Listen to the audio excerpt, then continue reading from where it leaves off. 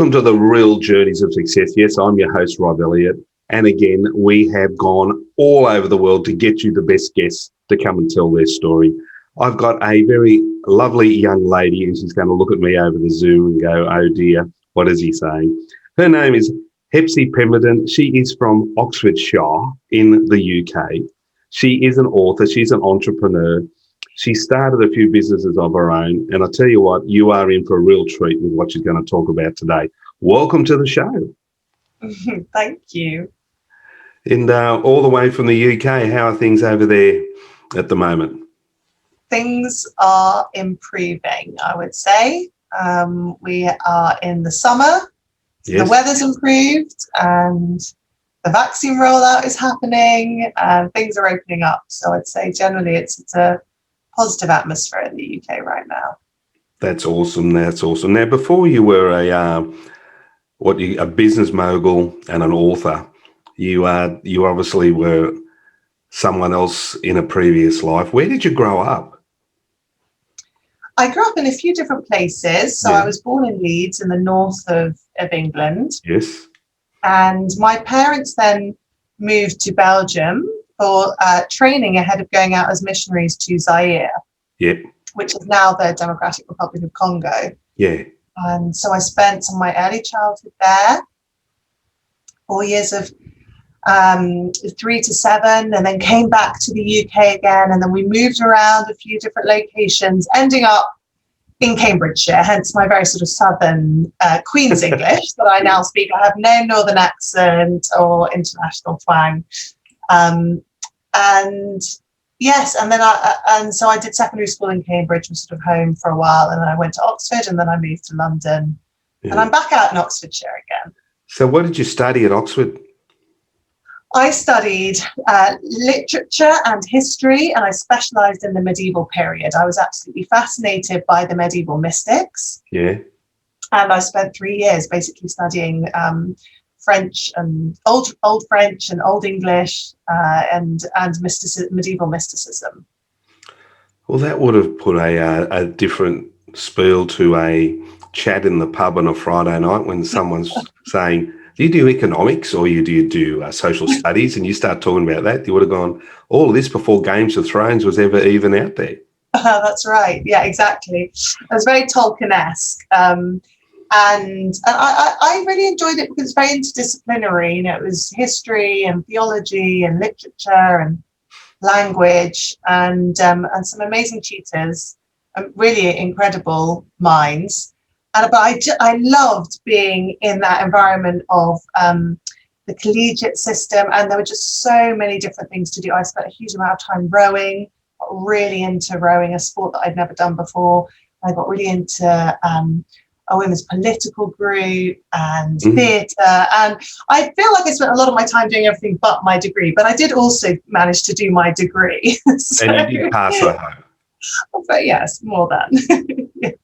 Just before we get into what you do today and how you got there, if you look back at your studies of English literature and the medieval times and all that, is there something that you studied back then that you think we could learn from today?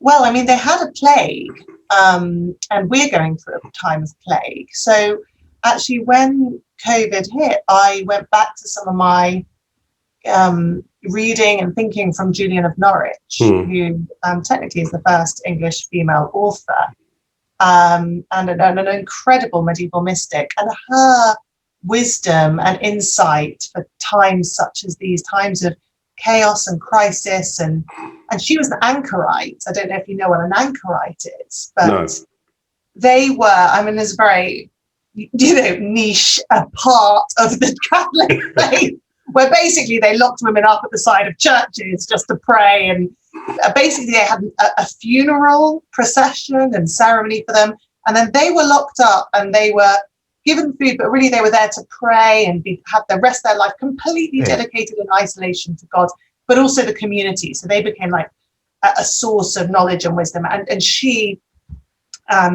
narrated her insights to a priest who wrote them down.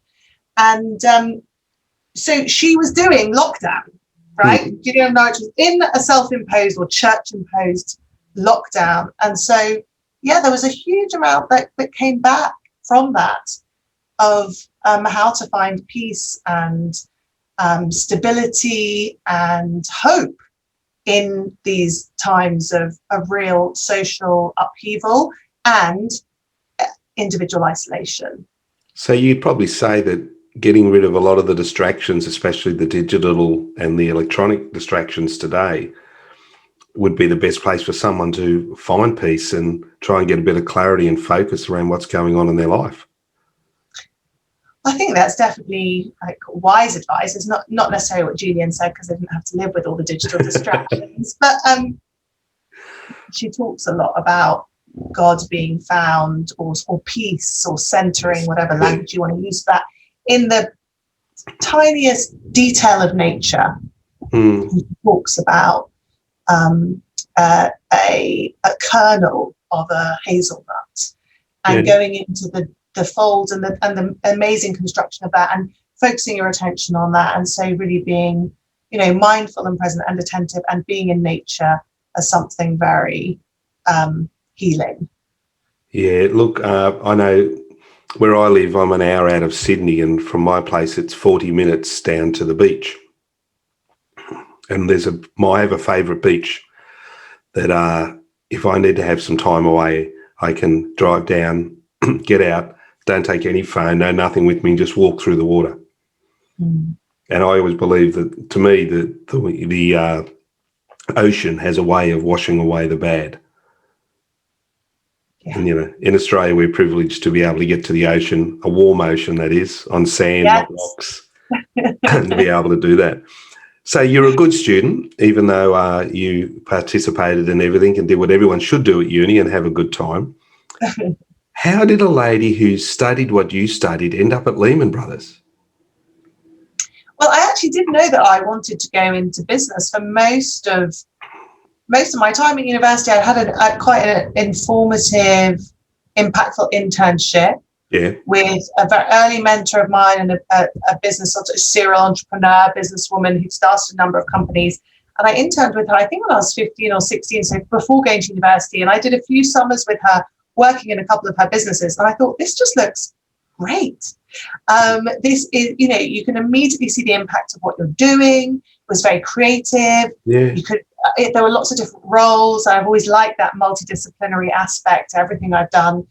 So I was very drawn to that. I had thought maybe I'd go into law, and then I did one legal internship. I was like, absolutely not. That's not me. and so then I thought I'd like to go into business. And I then obviously got some advice about, so how do I do this? And this was probably before all the sort of tech entrepreneurs, just go and start something. And the advice I got was, well, you need to go and actually learn some of the fundamentals. So you need to go and sort of banking, consulting, or accounting, go and get some training, because your degree is by no means relevant. Yeah. Totally agreed. And so I just applied for those jobs as I was, reaching the milk round point at university. And I sort of took the one that seemed the best offer and was the fastest, because I need, getting a job in banking and consulting when you're actually a medieval literature student is another full-time study exercise. Yeah. I really needed to get up to speed on many things that I didn't know. So once I got a good job offer and I was, excited by the people that I've met, I took it, and then I could focus on my finals exams. So when you joined a place, and I'm not going to say anything, this isn't against Lehman Brothers, but it would have been men did certain jobs and women did certain jobs, and there wouldn't have been a lot of unequal playing field where we've come to today. I mean, I think it was, I didn't feel that. Yeah. I think I was told, in my first year of working there, that I'd been hired as a sort of token, token female, yeah. Well, yeah, but whatever, I took that as an opportunity for me to get in. It was just a completely different industry from anything my family had ever gone into. But I was so fortunate to have some additional networks that opened up really the opportunity of going to Oxford and getting into that sort of alumni network was amazing. Yeah. And that opened up new avenues that I'd never thought of before. But I think investment banking at the time, certainly for the graduate entry class, was about 70-30. Yep. And it's about 60-40 now. So it wasn't wasn't far off, but it was an all male team that I joined. But I really enjoyed it. Certainly at the beginning, it was very hard when obviously the markets turned, the redundancies started coming through. That the culture really shifted at that point, and it was. I actually thought, I don't want to be a banking analyst. I just wanted to learn and get some training. And then I got a job opportunity in New York with a financial search firm. And I thought, New York, that sounds really fun. Amazing place. Yeah, exactly. So did you go to New York by yourself? Yes, so I did. I went and joined this firm, and I worked there for 6 months. I met my previous business partner. Yep. And the first business that I started, and I thought, let's set up a company. I think we could do this in Europe, and we set up a financial headhunting firm in London. I was 24, and I just thought, I know I'm employable, and if this doesn't work in a couple of years' time, and I'm not earning as much as I would be in a normal job that I know I could get in the market, then that was a good exercise and an experiment. But there didn't seem to be very much to lose. So what was your biggest challenge when you set the company up? Fighting off the previous company that we'd been working for that didn't want us to start. That was the first thing. Some legal wranglings. But that was all fine in the end. That didn't matter, but it was an early hurdle. Were you nervous going out on your own? Yes, I suppose I was a bit nervous, but I was more excited. Yeah. There's always more excitement for me than nerves when I start something. I absolutely love the founding phase. I love it. Actually, in the body, nervous and excited is exactly the same energy. It's how people label it. Yes, it's the interpretation of it. It is awesome. So how did you what happened in 2018? I was looking up, there was a bit of a blip there, and you founded a company called Equity Group. In 2018? Yeah. In 2018, yeah. Yes. So I built this first business over 7 years, and then I exited that and sort of reached the point of what I thought I was there to do, and it reached a good steady state. And I had the idea for a quality group probably a couple of years after that. It very much informed by the work I'd been doing before, but I saw that there wasn't enough change happening in the industry. But I could also see there were firms that did want to do things and were trying to push forward. And I wanted to partner with those firms, and I wanted to help drive forward those leaders in the field, not only find them great diverse talent, but also help them really build good strategy and initiatives and pull the best of the academic research with the best examples from business and marry the two together. So that's when I started a quality group. Why do you think those businesses were afraid of change? Why are businesses afraid of change? Well, I think humans are often very afraid of change generally, and like the status quo. I think there's it's a very emotive topic, highly emotive. It's all about people and their emotions, and that breeds a lot of uncertainty and fear. And I also think there's quite a big knowledge gap. I think that businesses don't necessarily know what to do. There seems to be lots of things you could do, but what actually works and what's going to have the greatest impact. And also just understanding what are other people doing, what's working for them, how should we be benchmarking. So really bringing all of that to light. You talk a lot about inclusion and diversity. And if I put 10 people in a room and ask them what's their definition of inclusion and diversity, I think I'd probably get 11 different definitions. For someone who's actually worked it, done it, seen it and been very, very successful at it, what is it in your mind? Hopefully you get fewer answers for inclusion, because I think that's maybe slightly easier to answer. But so inclusion is about a sense of belonging, feeling you're in a place where you can fully contribute and thrive. And diversity is about all the different demographic characteristics that come together to contribute to that workplace, the different backgrounds and both visible and invisible differences that contribute to a team. Now, there are certain differences between us that shouldn't be factored in, such as the colour of our hair. or the size of our nose. These sort of things shouldn't really be important. But there are certain demographic differences that are important and do factor into our unique contribution at work that come from our gender, our socioeconomic, our cultural background, our age, these factors that have been heavily researched by social psychologists that show this does impact who we are and how we contribute in the workplace. And those are the ones that really matter, and those are the ones that we should be paying attention to. There has been a bit of talk around some companies having quotas for, say, women versus men, and quotas for, let's say, one nationality or another. Yeah. And then there's the argument, well, shouldn't we just be employing people based on ability? Yeah. What do you say to that when someone throws that back at you when you're sitting in front of them? Because this is your business these days, and you help people improve their companies. Yeah. How do you get through that mindset when someone is so rigid in, no, it's just who they are, but you look down the room and it's all women or all men and it's all from one nationality or another, and you go, man, you might be talking it, but you're not walking the walk.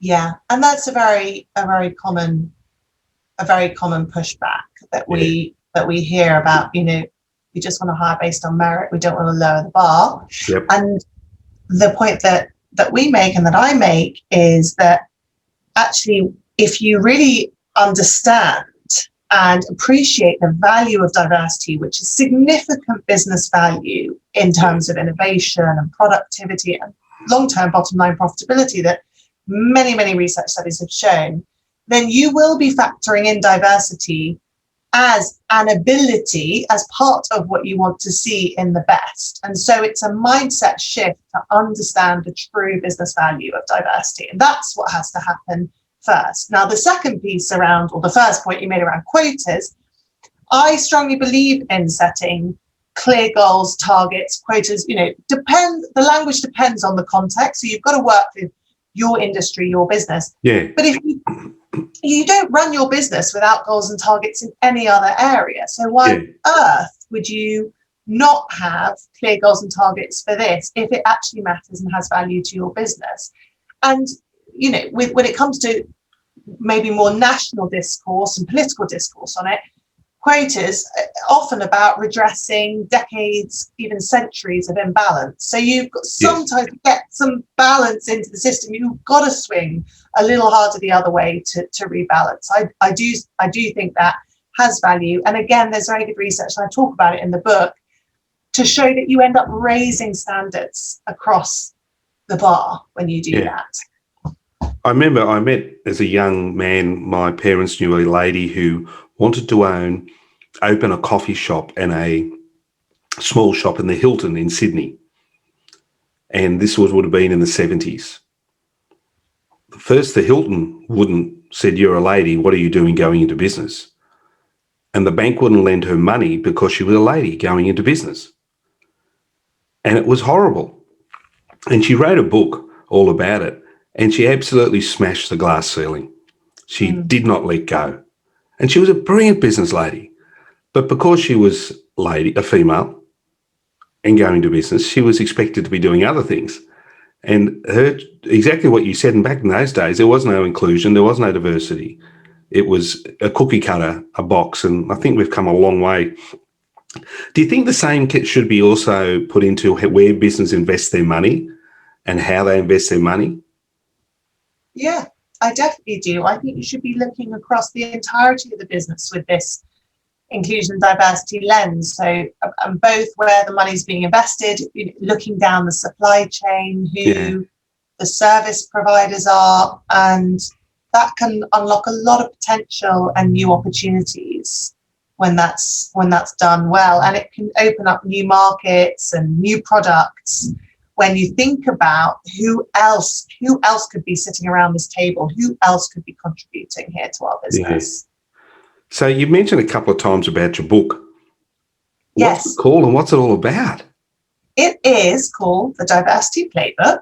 Yes. And it is basically a how-to guide of embedding diversity and inclusion in business. So moving out of just an HR topic into a broader strategic business piece that can help with innovation, product development, marketing and branding, as well as the whole talent journey. Yeah. And I've pulled together really the expertise from building a quality group and from my own sort of career history working with people and talent for over a decade.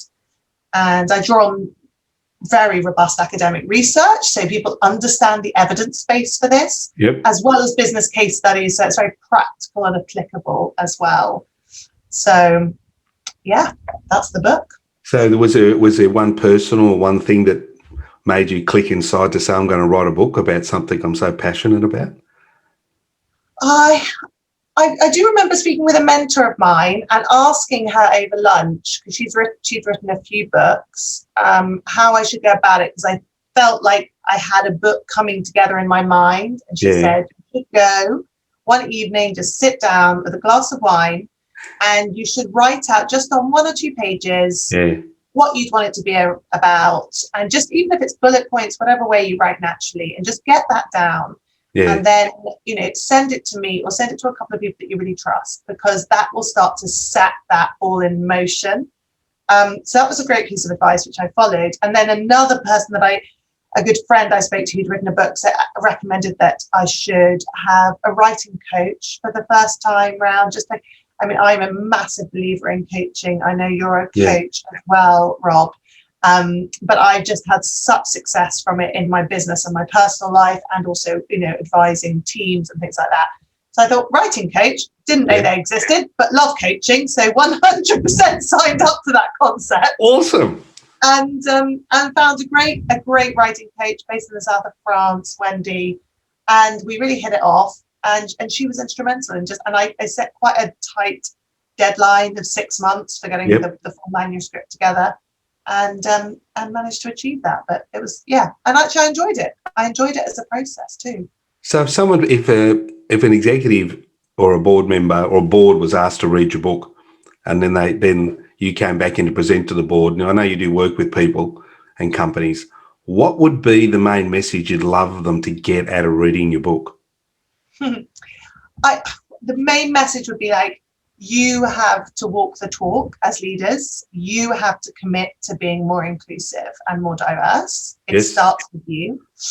And then the second would be, you have to make this a business priority, and this has to sit at the center of your business like any other big strategic piece that you would do, like if you were opening a new region or launching a new product. This is as significant and as important, and it needs to be treated like that. Yeah. I also been looking, as you know, I do a lot of research, as much as I can, on the people we have on the show. And I hear you also do a little bit of investing, both overseas and home. I'll go on the local one. When it comes to startups, logistics, artificial intelligence, technology has changed in the last 2 years. Probably the only time I think I've seen it change more is when they brought in the mobile phone, and it started to change the world. As someone who does investing now and also helps people on where to put their money, where do you see are going to be the biggest opportunities now based on your research and where you've come from? I'm a huge believer in long-term sustainability driven trends. So whether that would be around the green economy. And also, I put my money in and I invest in businesses that I know are inclusive and diverse, because I really believe in the long-term value business case of what they're going to get. So many companies now, the majority of companies are people. They are just groups of people with knowledge and expertise and skills and insights. So I apply quite a heavy filter when I'm investing my own money. And so those would be my recommendations, but I'm in no way financial advice. No. But I would say my investing philosophy is driven out of my personal values and beliefs and my sort of how I see the world and the direction that the world is going in. So it would be technology for good. So rather than what we call a red flag, a green flag, what's a green flag to you when you're looking at a business to invest in, or someone comes to you with a startup, said, I've got this great idea, we're going to make millions and millions. What is the thing you are looking for, that 1 or 2 things that make you smile? I look at the founder, I look at that founding team in a lot of detail and with a lot of empathy as well, because I know what it's like to start a company, and I've seen and supported people through starting businesses, small and large at scale, and it takes not a certain type of person, because I think there can be a lot of different types of founders, but there are certain qualities, there are certain characteristics, there are certain traits I'm looking for that I think are really important, and I'm trying to get to the bottom of that, and I'm taking sort of soft references and getting to know them and engaging in the discussion about their business, really about how they say what they say, why they say what they say, that particularly interests me. So you're looking for someone that's real, not just full of rubbish. Yes, trying to get beyond the sales pitch and to underlying, like, who is this person, what's driving them, how long will they stick with this, and why will they stick with this, and how good will they be at building a team around them and working with a team, because that's absolutely essential. Now, a little birdie also told me that you do help ladies overseas with some angel investing. So I think you might be referring to the social enterprise that I started in Uganda. Yes, that's it, Yeah. So that Kateka was all about supporting female micro-entrepreneurs with digital education and access to mobile technology, and being able to run their small business more effectively through the mobile phone, and accessing really all the incredible tools that are at their fingertips that they might not necessarily have known about or known how to use. And so we worked with about 350 women over a 3-year period. But sadly, we had to close the program because of COVID and difficulties with actually staffing the team and getting it through that period. And in the UK, and I only discovered this because we had to put it on. I thought we were going to be able to put it on hold like you can with a company. You can file dormant accounts and restart. You can't do that with a charity. With a charity, the Charities Commission makes you close it if you're not actively running anything. And so unfortunately, we had to close, which is a great tragedy, because it wasn't that we needed to close, definitely we needed to pause for COVID, basically. There was no ability to do that, which is a shame, and maybe something in the future to lobby to change. Look, I believe in the butterfly effect. I'm sure that you've made a massive difference to a lot of people's lives over there, and you may not see it for a few years, and I'm pretty sure something's going to come back up and someone's going to say, I heard about someone you gave an opportunity through, and it will come back. It won't be lost what you've done. No, I agree with you, and I know the stories and some of the women well, and I'm still in touch with them as well on social media. So it was well worth doing. It would just be a shame, because I think when you can see the continuation, but there are certain factors beyond your control, that always seems like a shame. But things move forward, and I'm in an incredibly busy stage currently with the Quality Group and the book and everything. So plate full. So you're spending more time on the business these days or on the book? Well, the book is now out there, and I'm obviously doing a lot of speaking on it and engaging with businesses on the topic, but they sit very closely together. It's extremely complementary, because fundamentally what we do in a Quality Group is what I'm writing about in the book, and vice versa. So that's we've got a lot of development that we're doing at a Quality Group in terms of our own R&D. So I'm very excited about that, and that's taking a lot of sort of focus and energy. Do you think, I asked this gentleman last night from Leeds that I was interviewing about the office of today versus the office of 2 years ago. And we were talking about how if you had 100 people, you had 100 desks. They're saying now the office of today will maybe have 50 desks, because you'll never have everyone back in the office at the same time. And the admin staff can work from home, but the creatives, as we call it, the people who do marketing, who bounce the ideas like you were talking about, still need that human interaction, and they'll come into the office. Where do you see, you're really at the forefront of all this. If you had to redesign your office tomorrow and get work around it, how do you see them looking now post-COVID? And how do you see these big companies being able to manage? Yeah, I think we've seen generally return to the hybrid model? Yep. Is it a 50% reduction? Potentially for some.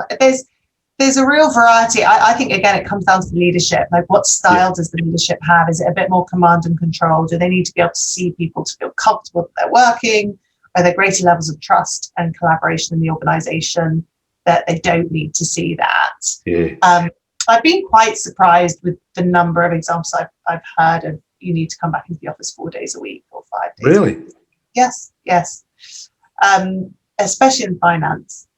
But we're a remote first team, for a team at Quality Group, and I think that has suited us very well from the beginning, and was very intentional, and I wanted it to be like that and to self-select for people that actually wanted that flexibility ingrained in the business and felt comfortable actually managing their own time and managing to outputs ultimately, and clear objectives, not just face time in an office. But we do overlap and co-work, and the majority of the team is able to come in and work in London, but not everyone, because we have people in Germany and around the UK. So I'm very open to seeing where it goes, and to be honest, it will be a regular conversation for us as a team. Like, what's working, what do we need? I don't feel there's just like one fixed way, but I do think flexible and hybrid working is absolutely, that's the silver lining of COVID. We needed a silver lining. We did. And that really is an amazing one for equality. And companies that do this well will have a competitive advantage because the majority of employees want this. So that is the right way to be going forward. So how does a company then manage inclusion when it's mostly remote? Say that again, Rob. How will a company, you were talking about inclusion, in other words, making people even feel self-worth, they're part of the team. Yeah. It was easier that we'd all go down and have a coffee, or we'd celebrate someone's birthday when we worked in an office. How are you going to do that if your majority of your team's remote? I think you can still very much celebrate birthdays remotely, send people cards and get online and sing them happy birthday and send them cupcakes.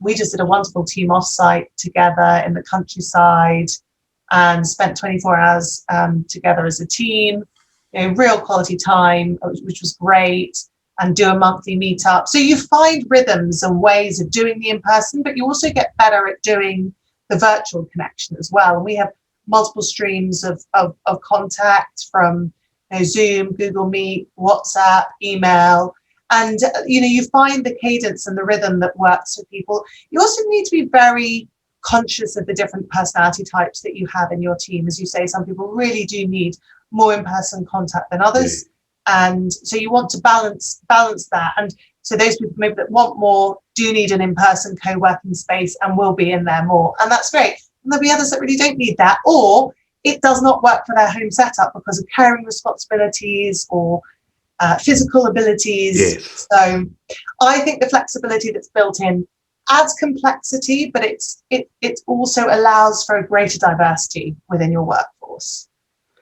Awesome. So we've got a couple more questions before we wind up. What do you do to relax? Because you've done so many things. You're in a very successful business. You've written a book. When you turn all that off, what do you do for yourself to relax and chill out? I actually do the things for myself typically at the beginning of the day because I'm quite a morning person. So I try and do my exercise at the beginning of the day, and I journal, and I find some time for that, and I have some sort of prayer meditation time. And that might not all happen right at the very start of the day, which would be my absolute favorite way of doing it because I have a kid and another one on the way. So you have to embrace the chaos of children as well. Yes. But, and then in the evenings, I typically will have a hot bath and read a novel. And that is like me done. And then I sleep well. Look, it is so refreshing to hear someone talk about that. I hear too many bosses and too many executives, especially, who don't have a work-life balance, who don't unplug. And I think it's lovely to hear your honesty and what you do and how you do. If you had to go up to London and you've had a busy meeting, and I turn around and said, look, I've got a couple of spaces at one of the top restaurants for you to sit down and have dinner with 2 or 3 people, Who would you invite and why? Anybody. Yes, no, currently alive. I can't do dead. Well, since you're a history buff, I'll allow you to extend the table to a couple of ghosts sitting at the end of the table. A couple of ghosts. Okay, amazing. Thank you. As long as they're paying. Yeah, exactly. I'd love. Let's do the live ones first. I think this is so exciting. It's going to be quite a big dinner party, I'll have you know. So I definitely want Barack and Michelle Obama.